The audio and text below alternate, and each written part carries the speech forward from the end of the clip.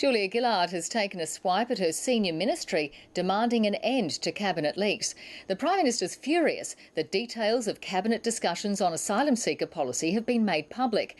She's lashed out at the leakers, reminding them it's their job to keep all cabinet talks a secret. Here's Chief Political Correspondent Mark Simpkin. The Prime Minister raced back to Canberra for cabinet.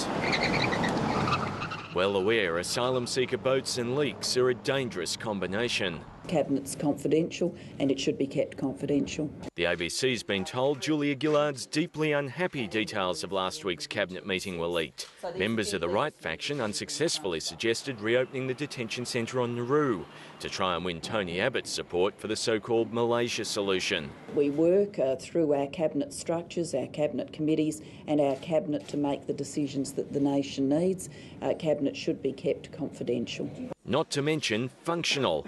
In a criticism of her predecessor, Julia Gillard suggested she's rebuilt the cabinet process. As Prime Minister, I have worked to ensure that we have a proper system of cabinet government. If you can't govern yourselves, you can't govern the country.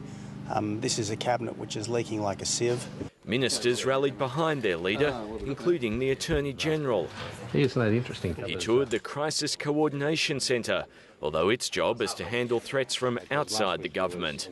No one should assume that the reporting of those leaks has been accurate, but clearly it's regrettable when that occurs. Cabinet leaks never benefit the government of the day, they always benefit the opposition. Yeah, I imagine there'll be some soul-searching about the reports over the weekend, and I think there should be. There are different versions of exactly what was said in Cabinet, but the ministers agree the act of leaking is just as damaging as the information leaked. And quite apart from the political cost of the Malaysia non-solution, there's a painful financial sting as well.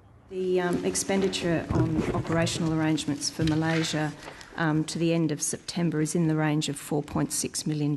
That doesn't include additional costs like the High Court case.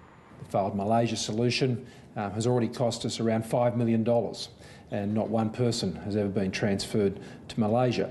The cost of onshore processing is much harder to calculate. Mark Simpkin, ABC News, Canberra.